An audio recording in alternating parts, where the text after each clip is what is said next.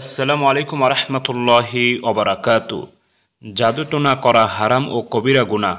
জাদুটোনার প্রভাবে মানুষের মারাত্মক ক্ষতি হয়, এমনকি জীবনহানিও ঘটে। যার উপর জাদুটোনা করা হয় তার শরীরের নখ, চামড়া, ব্যবহৃত পোশাক সংগ্রহ করে তাতে এ জাদু করা হয়। এর ফলে জাদুটোনার শিকার ব্যক্তি অসুস্থ কিংবা মারাত্মক ক্ষতির সম্মুখীন হয়। জাদুটোনার ক্ষতি থেকে বাঁচার রয়েছে কোরআন হাদিসের আমল। তবে কি আলামত দেখলে বুঝতে পারবেন জাদুটোনা করা হয়েছে, তার কিছু আলামত আমি বর্ণনা করছি। এই আলামতগুলি দেখলে বুঝতে পারবেন হয়তো তাকে জাদু করা হয়েছে। প্রচণ্ড মাথা ব্যথা, শরীর জ্বালাপোড়া করা, পেটে ব্যথা, বুক ধড়ফড় করা, হঠাৎ ঘুম বেশি আসা, আবার ঘুম একেবারে না আসা, বমি বমি ভাব হওয়া, শরীর অতিরিক্ত গরম হয়ে যাওয়া, শরীরে অস্থিরতা দেখা দেওয়া। সুপ্রিয় দর্শক, এই আলামতগুলি দেখলে বুঝে নিতে পারেন হয়তো তাকে জাদু করা হয়েছে। সুপ্রিয় দর্শক, কোরআন হাদিসে অনেকগুলি আয়াত আছে, দোয়া আছে, যেগুলোর উপর আমল করলে জাদুটোনার ক্ষতি থেকে বাঁচা যায়। আসুন জেনে নেই সেই সূরা, আয়াত ও দোয়াগুলি কি। ১. সূরায়ে ফাতিহা। ২. আয়াতুল কুরসি।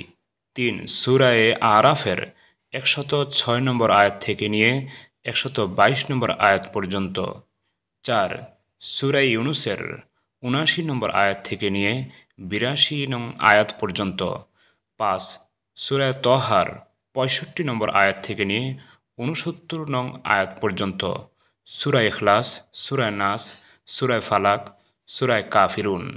এই আয়াতগুলি যে জাদুগ্রস্ত হয়েছে সে পাঠ করবে, অথবা তার পাশে অন্য কোনো ব্যক্তি পাঠ করবে। ৭. আল্লাহুম্মা রব্বান নাস আযহিবিল বা'স আশফি আনতা শাফি লা শিফাআ ইল্লা শিফাউকা শিফাআন লা ইউগাদিরু সাকামা। এই দোয়াটি ৩ বার পাঠ করবে রোগীর পাশে বসে অন্য যে কোনো ব্যক্তি, এবং পরবর্তী দোয়াটিও ৩ বার পাঠ করবে।